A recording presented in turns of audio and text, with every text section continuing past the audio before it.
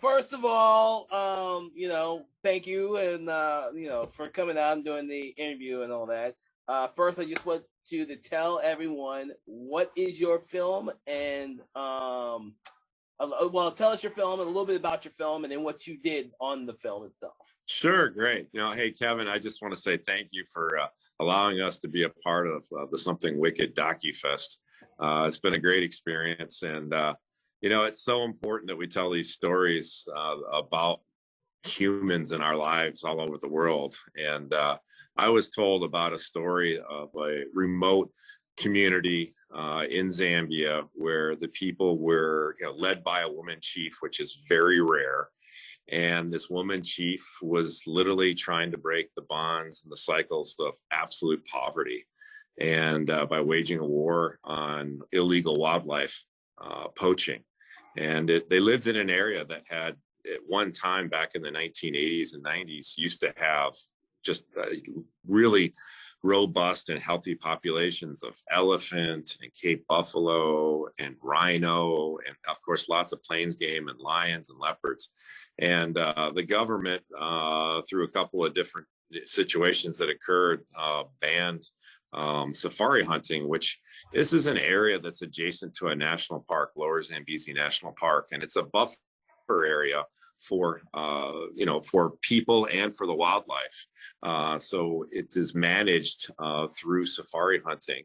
And so the safari hunting operators are tasked with basically patrolling the areas and protecting them from charcoal production, the destruction of the trees and the forests for charcoal, and also from illegal poaching. So there's a real problem in different parts of Africa. We hear about poaching all the time, but in this case, this was mostly what they call the bushmeat poaching industry. It's a multi-billion-dollar industry in Africa where criminal gangs get together and they go out into these wild areas and they literally kill everything. Very similar, not in that we had criminal gangs, but when European settlement came to North America, the settlers steamrolled all the wildlife resources, to feed each other. And then of course they didn't want to competing with their cows and their pigs and whatnot. But they also made a lot of money through market hunting. And so the situation in Africa is very similar in that these animals are being utilized for a sale, for market. And in bushmeat is considered it's considered a mainstay or it's a very popular food. And this is, anyone say bushmeat is, any antelope, any animal. It could be baboons or monkeys. It could be antelope, it could be zebra, it could be a Cape buffalo, it could be any of these wild animals that these poachers will shoot out there, and there's no regulation for it. There's nobody supervising anything, and it's pretty much just kill everything we can and make as much money as we can. So at the end, it's really has an adverse effect on conservation and the management of these wild areas. So I literally was told this story and I was like, wow, this is crazy. What's going on? And then the fellow that told me about it was a guy named Roland Norton, who had been in an industry. I think it's the import export business, because there's a lot of mining in Zambia. And so he worked in that, but he also dabbled with safari hunting and helping out people. And so the chief, Her Royal Highness Chief Shikabeta, actually sought him out and came to his office, knocked on his door and says, "Sir, I hear you're honest. You're an honest man, and my people need help." And, these people were in an area that, when the Nortons came out to check this place out on the invitation of the chief, they said it was like going back in time a couple hundred years in Africa. These people didn't have any food, and the children were literally starving to death. The wildlife resource had been decimated because of poaching, and there was nobody there to help. The government wasn't there. They don't have the resources. The UN wasn't there. There was no NGOs. And so, Roland and his son, Alistair, who is a professional hunter, decided to take offer to try to help these people get at least their first few rungs on the ladder of life, and kind of give them an opportunity to work with them on wildlife conservation in the area. But it wasn't just a simple deal of just, hey, we're going to show up and hire a few people and maybe we can have some clients shoot an animal too. There was not even any animals. There was no hunting. And there was no guarantee that national parks and wildlife would even allow any hunting because the wildlife resource didn't really exist. So, they ended up creating a multifaceted economic model in order to help the community. And they did it with the community. It was organized and planned and approved by Her Royal Highness and the Royal Council and the community members themselves. So everyone, all the stakeholders had a vested interest in trying to make this area, try to get it to back to where it was. That really was what Roland's dream, and still is his dream, is to help bring this place back naturally to the natural levels of wildlife that were there 20 or 30 years ago. And there hasn't been any legal hunting in this area in over 2 decades because the area had been poached out. As a matter of fact, national parks had named it a game depleted area. So wow. No one was willing to come into the area because there wasn't really anything that you could viably do in that side of the business. But the Nortons were really, they were using, they did a lot of research. And one of the things they wanted to do was, the first thing they had to do is they had to start feeding people. I mean, they literally had to go out and buy ground corn, which is the mealy meal that's a staple food for people there, because children were literally dying every day.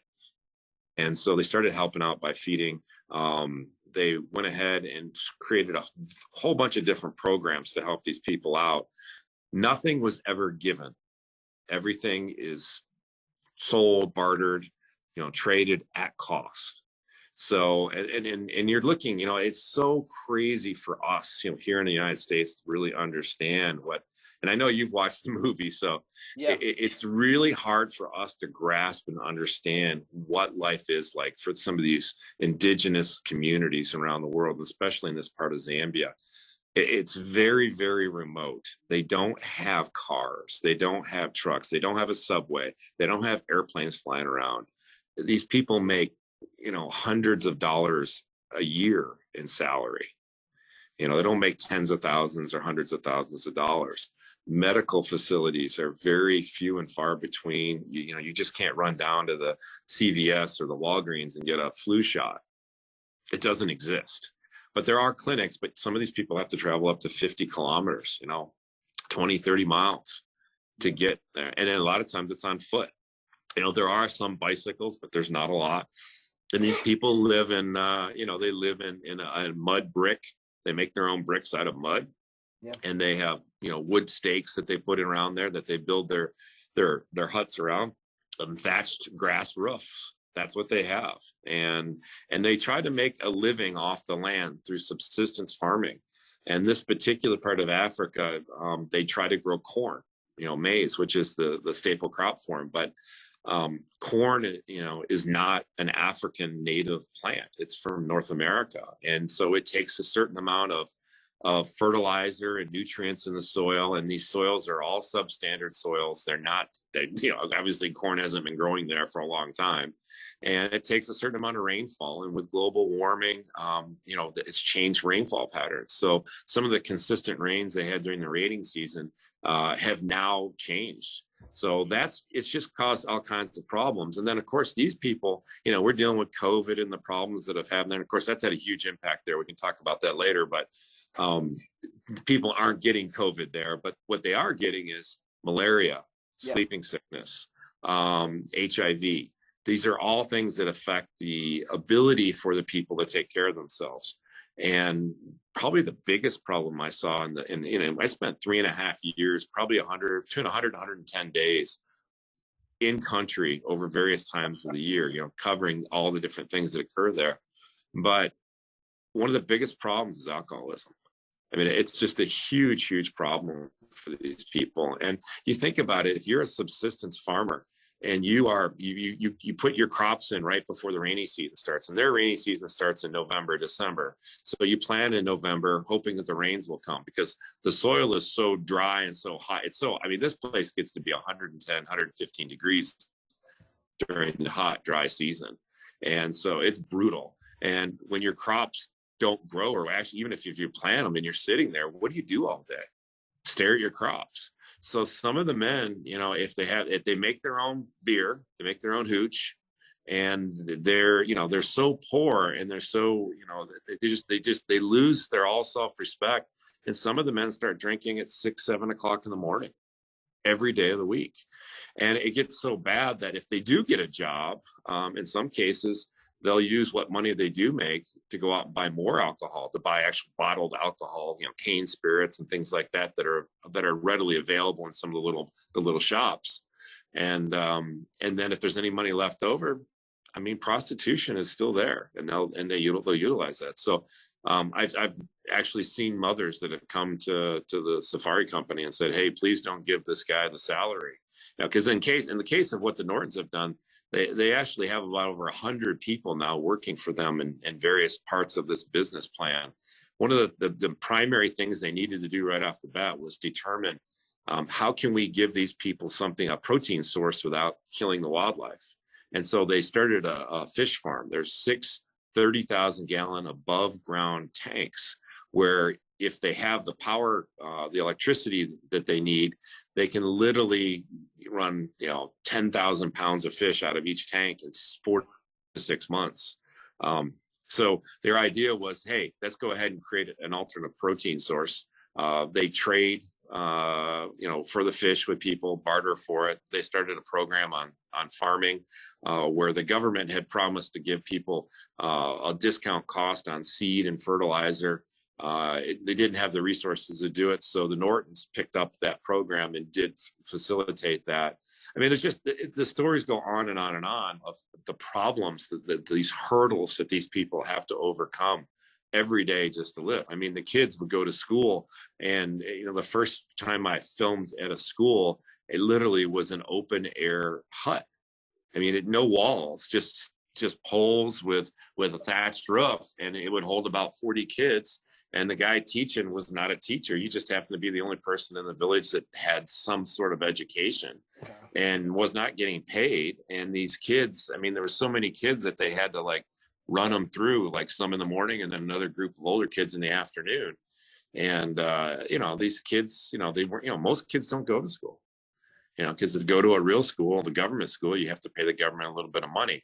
And if you don't have a job, it's pretty hard to do that. But the people who do have money before the Norts came were the poachers.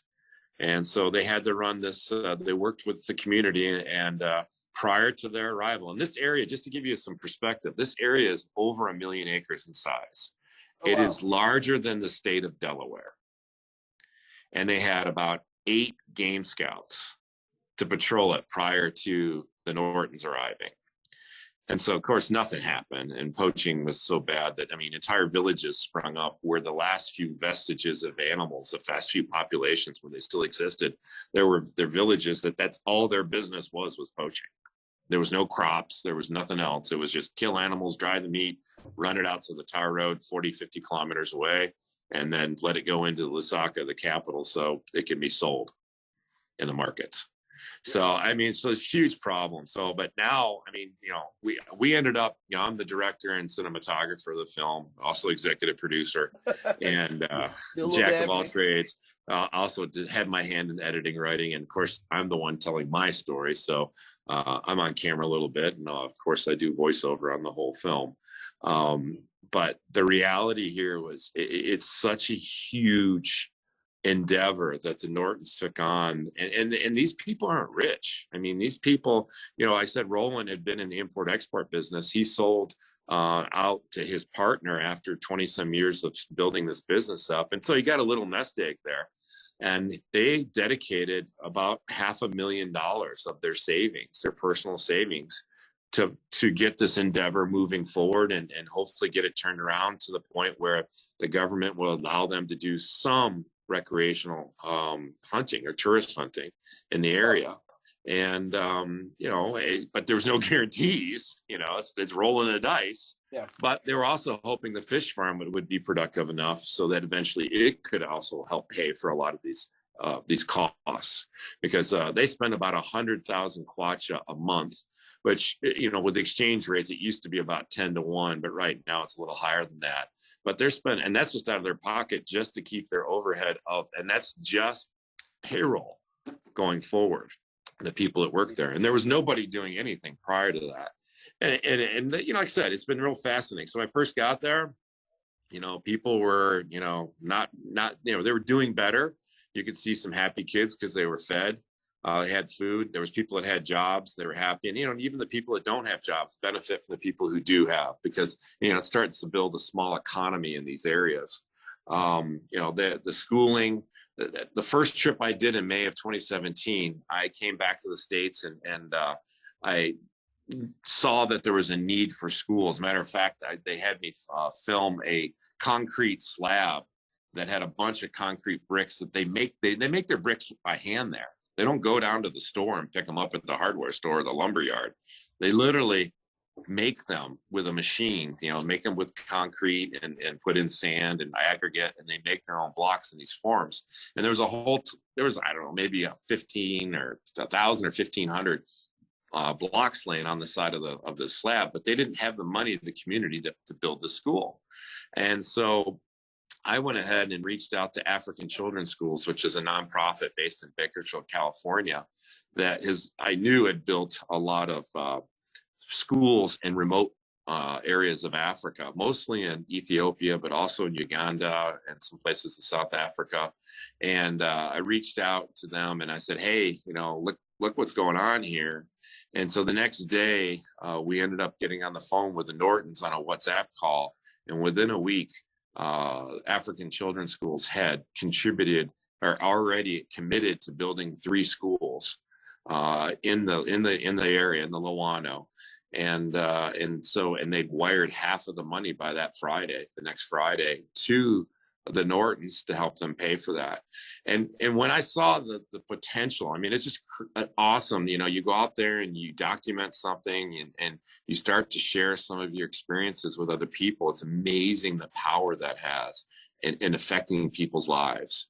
Mm. And so when I saw how easy it was to get people to help, I made a deal with Roland Norton. I said, hey, for every, these are commitments that they had made in this overall business plan to help with schools, to help with the church, to help with medical clinics.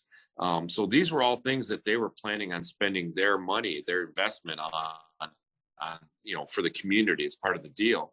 And so what I suggested to him is, I will work hard to bring in, outside money to help you.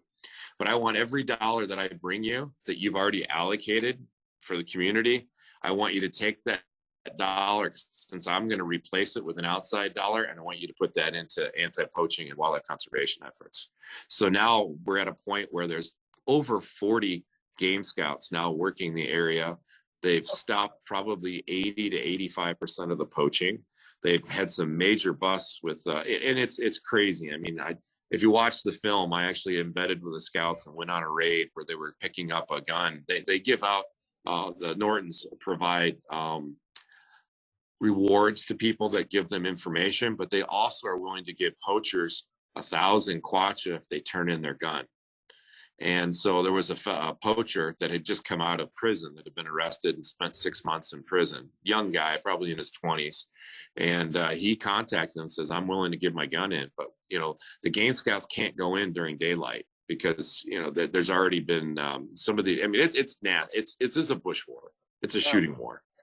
And so they go in at night. And so we had to sit out on the road waiting until out by the tar road, waiting for it to get dark. And, the game scouts are all smoking cigarettes and sitting around waiting and eating, whatever fruit they have in their hands and stuff. And they all got AK-47s and shotguns over their shoulders. And we jump in the Land Cruiser and we head down once it gets dark, we head down there. And literally as soon as we turned off the road to this village that's on the outside of the Lowano, the game management area, I just heard a chorus of AK-47 actions, lock and load. It was eerie. And so when we get down there, we went down about, probably about half a mile, and we finally came across the poacher flagged us down on this little 2-track out in the bush. And there's a village right there off the side, I guess is where he lived. And he took us out behind the village to turn this gun in. Of course, I got a camera light on my camera. I don't have a flat jacket on. I don't have a Kevlar helmet or anything. And I'm thinking to myself, man, this is not very smart. I am the target.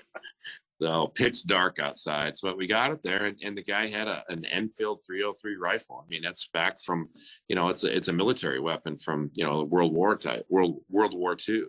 And it's like that begs the question, where do you get the ammunition for something like that? It's not like you go down to Walmart and pick up a 12 gauge box of shotgun shells, or 30-06 stuff like you can here in the United States. Ammunition is tightly controlled in Zambia by the government. You have to have a permit in order to buy it, and you have to go to special places to get it, and they know exactly who buys it. so that means this guy had to have had a relationship with somebody in the military.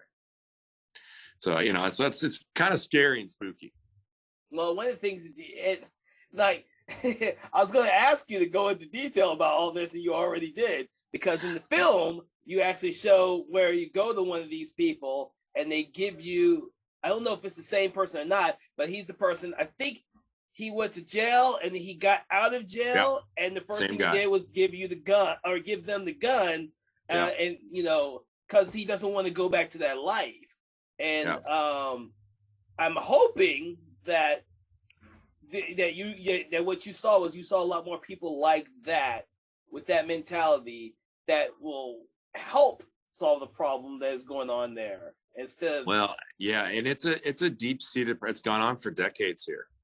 And at the end of the day, what everybody wants is they want to see the wildlife populations come back so they're sustainable. But it does is it drives an economy for these people. And they have started to realize that the wildlife there is really what's going to give them the opportunities for them to kind of get a leg up on life. And, they've built these schools now. The kids, it was amazing. I watched children who weren't even going to school before, when I first got there, start to go to school. And I filmed one day a group of school children. I'm saying, 8, 9, 10, 12-year-old kids in uniforms, which is a kind of a British holdover thing. They all wear uniforms in Africa when they go to school, like private schools here in the United States. But they're in uniforms, and they're learning their ABCs by singing Old Lang Syne. It was so eerie, and so, it was just crazy cool that these kids were now learning English, which, is the language of business throughout the world. And the only reason why they're learning that now is because people wanted to, do something positive for the population and have them see a value from good wildlife conservation work. So, it just was, and one of the crazy things about the schools is, one of the schools that they built, they only were expecting about 200 kids. So they bought 400 uniforms. Within a month or two of that school being up and running, they had something like 600 kids trying to come into this one classroom block school. Oh, and, it's great. Kids were coming across the river and dug out canoes in the morning to go to school. And of course, a lot of these people are getting jobs for the first time. So that money is now trickling through the community, and people can afford to do it. One of the coolest things I've seen is the Nortons institute a women's empowerment fund. I talked to you about the fact that a lot of the men are alcoholics, and they use what money they do get on alcohol and prostitutes. Well, some of the wives would come to the Nortons and say, please don't give my husband his salary today, because he's going to spend it on alcohol, and give it to me instead. And they said, okay, well, here's what we're going to do. For the women that are a little more, forward thinking, they actually offered them soft loans. So these are 0% short-term loans. So up, I say 3 months, they're, around $50 to $150 US. These ladies they come to them with a written, kind of like a business plan, and they read them and they look at them, and they give out about 10 of them. I think it's 10, around 10 or 15 of them per cycle. And so these ladies use that money to go into town and buy used clothing or buy cell phone cards, to give yourself, because there are some cell phones that do work in that area there. Some areas do have cell phone service, but there's staples and goats and fish, and they'll buy all that stuff. The other thing about this area is that it's a tsetse fly area, and the tsetse fly is what induces or carries sleeping sickness. So that's one of the other bad diseases they get. Causes total organ failure if you don't deal with it early enough in its stage in your body. It's a parasite. And kind of like malaria, but different. And in this area, because there's so many tsetse flies, you can't have cows, you can't have horses. Few goats can survive. Most dogs don't even survive because they get bit by the tsetse fly and die of sleeping sickness. Domesticated animals don't do well with it. So it's a tough place to make a living. Wow. Interesting. So how long did it take you to film the footage for this film? So I originally heard about the story in November of 2016, which is the first full year that the Nortons were in the Lowano.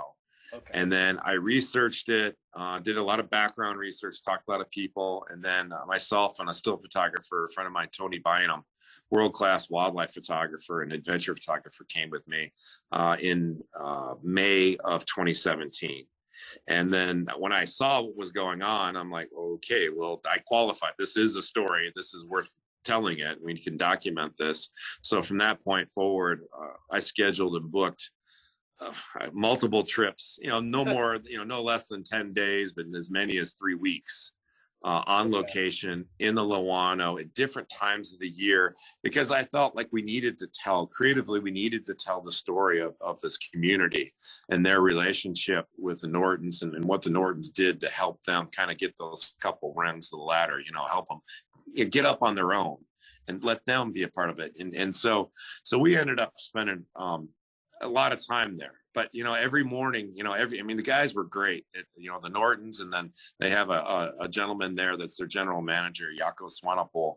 And so every day we sat around and planned what the day was going to be. And the thing is one of the hardest part about making this film, besides it being in the middle of nowhere, is that I don't speak Soli. Do you know anybody that speaks Soli? And that is the language these people speak. Only about 95,000 people in the world speak this. Lucky for me, Roland and his son Alistair are very fluent in it. So, we would plan, who we needed to talk to. Of course, the chief is paramount. Chief Shekabeta, she was an older woman. And I say was because, you watch the film, it's sad as what happened. But the situation is that, she was forward thinking enough to bring Roland into the equation. And the people were so happy with what he did. And this is the thing that's really stands out about this whole project, what the Nortons have done and the people of Shekabeta, is that they negotiated with national parks, the community and the Nortons, to give them a 20-year lease on the land with a 5-year automatic extension. Typically, national parks only does 7 to 10-year leases for these safari companies.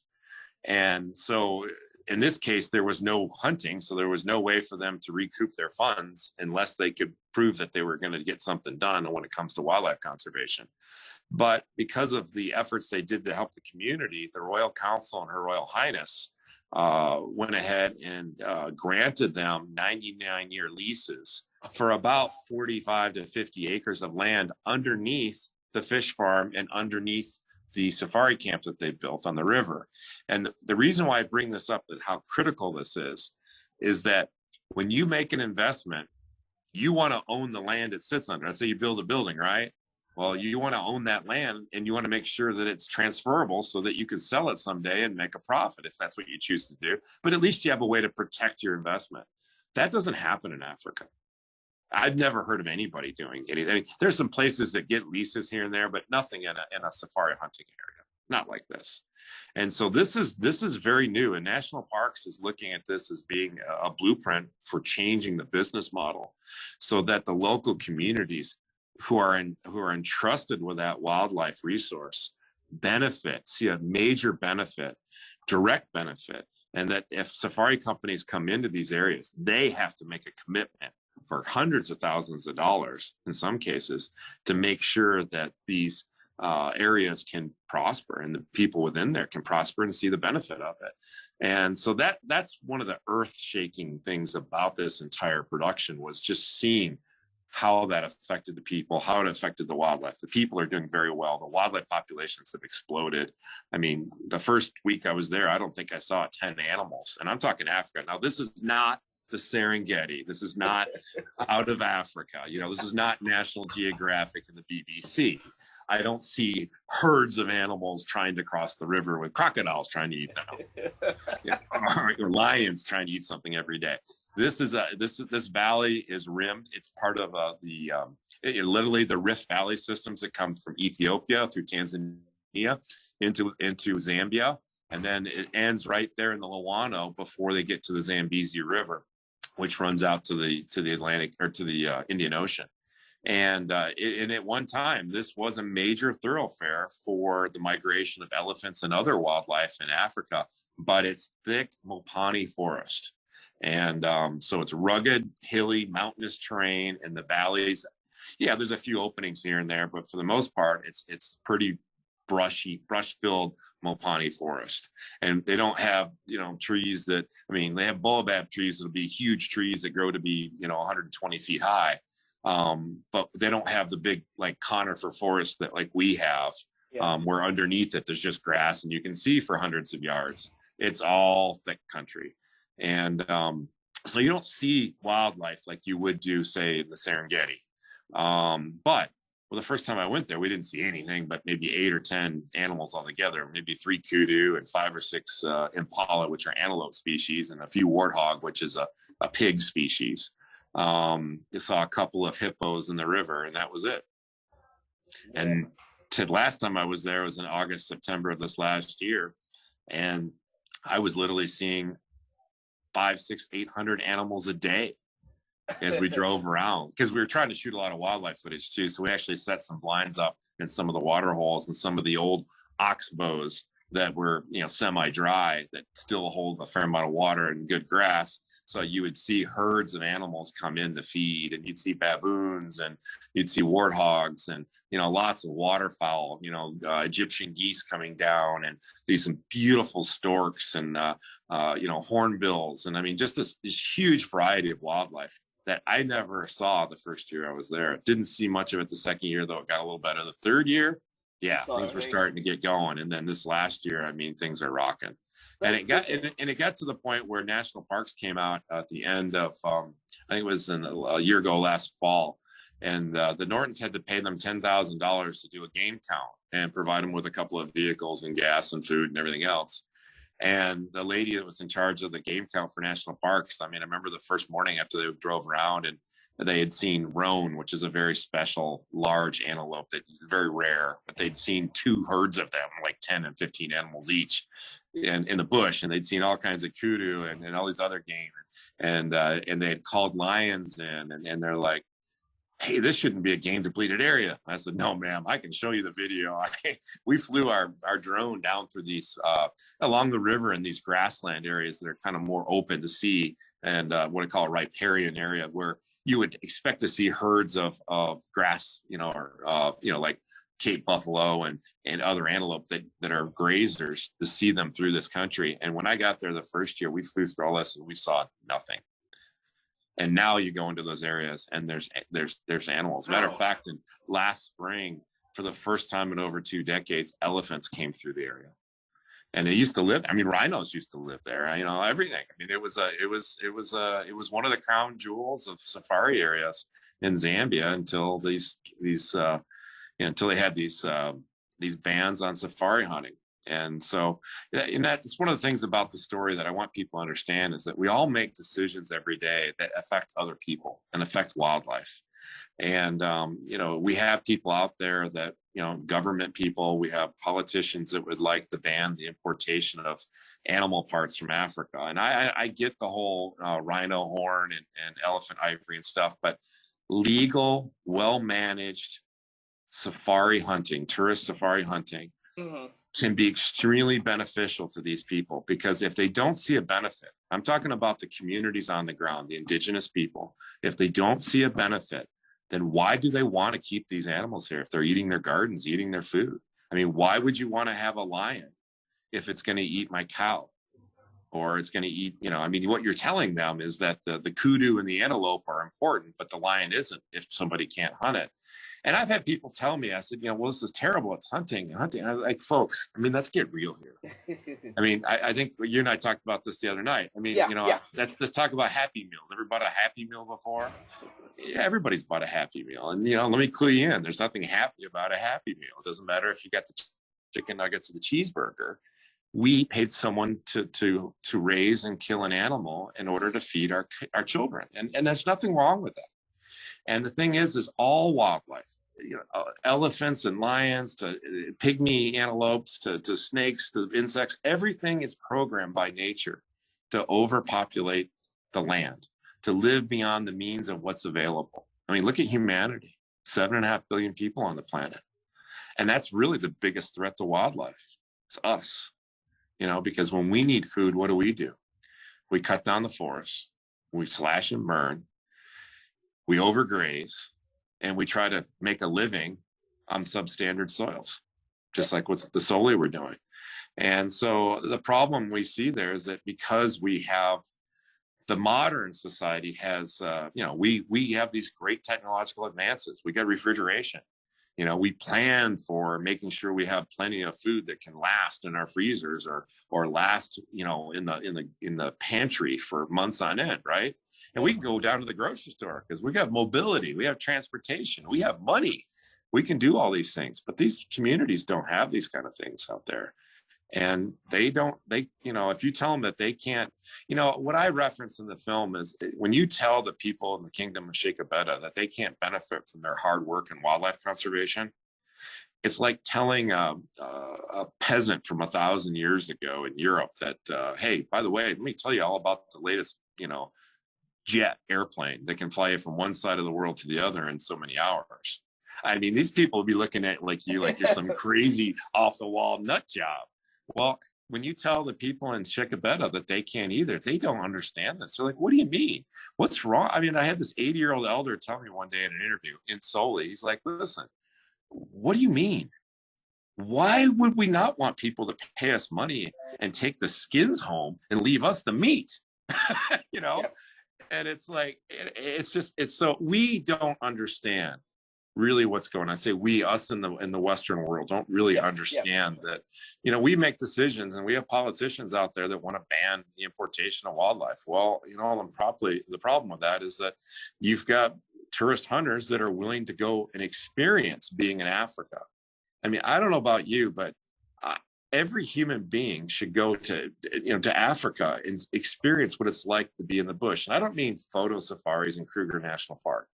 I mean, Kruger National Park is literally, you know, it's a big zoo.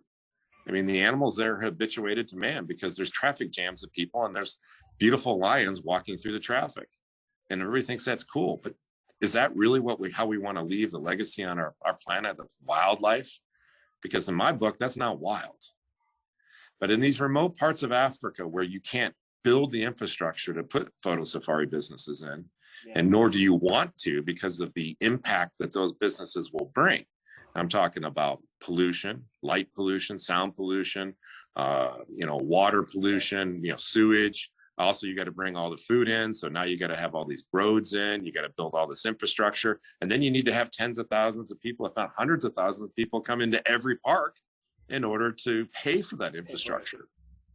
And the wildlife becomes habituated to man because every Thursday afternoon at 2:00, they got, 44 cars come by. And in some cases, you know, the animals are eating something that's been thrown out of the car before they got there so that they can get their photo op.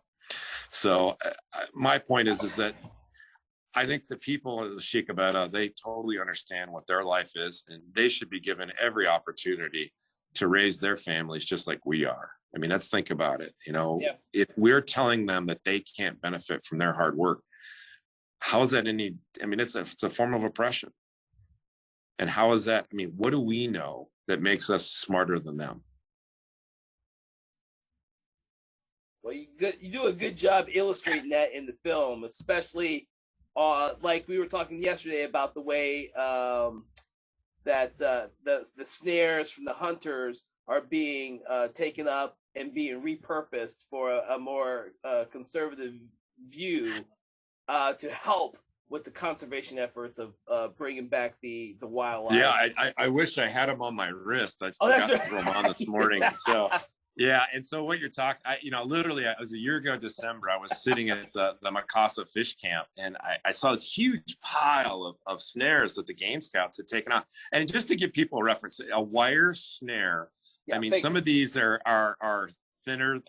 Some of them are somewhat thin, but most of them are about the same size as, say, like a coat hanger. But it's flexible wire, and they put a little loop on one end, and and then it's like doing that's not like tying a bowl in, but it's like they literally tie a loop on one end, run the wire through the loop, and then they tie it to a tree branch or a stake or something like that. And when the animal walks through it, and the interesting aspect of snares, in so much as to understand their impact, is that when a male antelope that they're trying to kill an impala or something like that, when that animal goes through, males all have horns.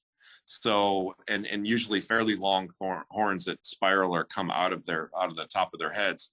And when they walk into a snare, which is a loop, it's a circle that's set and hung right in the middle of the path going to the water hole, and everything needs to drink every day. So it's like a suicide mission. They got to get the water, and they got to go through. And one poacher can put out 15 snares a day easily. In some cases, they can put 100 out in a week. Yeah. And that animal, that male animal, when he walks into that snare, almost always that horn is going to hit that metal snare, and it's going to make an unnatural sound in nature. And they usually will stop moving forward, and they'll back out of the snare. That's good. The bad thing is the female and the young, they don't have horns. And when they put their head through the snare, they feel that pressure around their neck, and that flight primitive thought goes through their mind, and they immediately run, and it just, boom, they're dead. And it just kills an entire generations of certain species of animals, the young and the females. So there's no reproduction. So there are some animals that were able, some of the male animals that were able to survive over a period of time. Thus, there have been some lions and some leopards that were able, fairly healthy populations have been able to survive there. But the snares themselves are just indiscriminate, just awful killers. And a lot of times, they'll come check them, and then they'll just leave snares out there. These poachers will, and they just continue to kill. I have filmed and I've seen pictures from camera traps that we put out of lions and leopards without a paw. Same thing with warthog. We found warthog that have had, that warthog have these tusks that come out, but a snare that had gone over the tusk, but over the mouth and the nose, above, beyond that. So you can't pull it off because they're tusks in the way. And it got so tight. They continued to tighten down to the point where the animal died of starvation and thirst. What a gruesome way to die. So, but what I saw with these snares is that, hey, we got to do something with these things. And I said, well, what are you guys doing with them? And they said, well, we usually throw them in concrete when we're pouring a foundation for something, or a dam for one of their water dams that they build. Well, I just throw it in there like rebar. You throw it in the strength of the concrete, and that way nobody can get them out and use them, right? Because most of this wire comes from power lines, buildings that have been stripped. I mean, these people are pretty ingenious. I mean, matter of fact, they make snares out of the mealy meal bags that they get from the government, or when they buy it, it's woven plastic, very thin, flat, woven plastic. And they will literally go in and disassemble the bags, and they can make, I've got a couple hundred of these little snares, and they put them around water holes for guinea fowl, which is like a little chicken that runs around in the wild. And so, it's just shocking how these people are pretty indigenous. They really think things out and utilize everything. But so what we decided to do was try to repurpose these snares. And I said, well, let's I got an idea. And so I had an artist here in the States kind of play around with some stuff, and we designed a series of bracelets. And so today we've now got 8 women in the Lawano, in the community, working full time, 5 days a week, making bracelets. And then what we're doing is taking those bracelets, and then we're marketing them through the Shepherds of Wildlife Society, which the nonprofit I founded a couple of years ago, and literally it markets it in the United States. And we just started into this in November of this year, but we've had thousands of bracelets made. And the cool thing about it, Kevin, is every single bracelet you have on is an animal saved in the wild, because these are real snares taken out of the bush. Man, that's what. Yeah. I mean, it's a hard story, but I'm glad in the film. But I'm glad that something has come of it that's positive. Yeah. Yeah. Well, the other thing we did is, because of the soft loan program the Nortons are doing, I said, you know what? If we can sell enough of these, we're going to send you money to cover that. That's double the size of that program. And then if we can really get this going on, then let's create a scholarship fund for women. And so these girls, I mean, we didn't talk about this, but we talked about food stability. And when you don't have any food and your crops don't work, and you've got 12 or 8 or 9 or 13 kids, when your daughter turns whatever age she turns, 12, 13, 14, and reaches puberty, you can sell your daughter for 30 bags of corn. And it happens. That's called child brides. And we feature a child bride in the film. And, it's heartbreaking, because these girls never get to go to school. And that was what the first chief really wanted to see happen, was for folks to, for these kids to have a chance, especially girls, to get into school and to go to secondary school. And so it costs money to go to school. And I'm hoping that we'll have some money. We'll raise enough money that we can actually put a scholarship fund for them maybe to go to university in Lusaka. And just think about the impact that we're having on so many people. I mean, literally, there are thousands of kids now going to school in this, in this greater area, maybe 800 to 1,000 kids. But they're getting taught an education. The teachers, African Children's Schools is paying for their uniforms, their desks, paying for the teachers' salaries. If it's not a government school, they pay for everything. And it's just been an incredible experience. Wow. Well, it's been a pleasure talking with you about your film. I would like to know one last thing that you would like to tell the audience in regards to when they watch the film that you hope that they get from it. Anything you want to say? Yeah, I think I hinted on it before. I think we need to not bury our head in the sand when it comes to certain issues like tourist safari hunting, to what people are doing to really put boots on the ground when it comes to wildlife conservation. This is not a glossy nature documentary. This is real life. And what I would ask is you just keep an open mind, because our ignorance is going to kill a lot of people. And we don't really have a right to tell these people how to live their lives, because they're not going to come and we don't want them telling us how to live our lives. These are folks that live in a sovereign country, and they just want to see a benefit for all their hard work.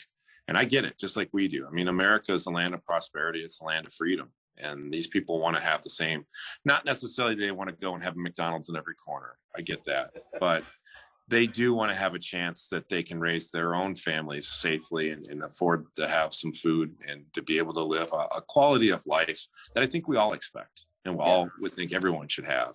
And it's a complex deal. I mean, I like to say, saving animals isn't always good, and killing animals isn't always bad. That's a great way of putting it right there. Yeah. Well, and I want to thank you, Kevin, too. I mean, the fact that you guys took the time and perseverance to put together a DocuFest, and I think it's great. And we really appreciate. I know I talked to our executive producers, and they really appreciate the honors that you've bestowed us and the awards from your film fest. And we look forward to supporting you guys in the future. You got it out before I want to congratulate you for your wins this season. And we are going to look forward to whatever project you bring next, okay? We got a whole line of them. Our nonprofit wants me to do one every year. So we're going to have 4 or 5. We're going to have 4 or 5 in some stage of production or another. But there's stories just like this one in Killing the Shepherd all over the world. And we just have to realize that, we have to tell these stories, because we've got to make sure that people understand that you make a decision every day that has a downstream effect, depending on who you write checks to support what NGOs, to what politicians that you vote for. You got to think about the big picture, and none of this is black and white, partner. It's extremely complex. Well, and thanks. Thank you so much. Wishing you luck for the next project, and thank you for coming out for the 2021 DocuFest. Yeah, no, it's been a pleasure. Thanks, guys.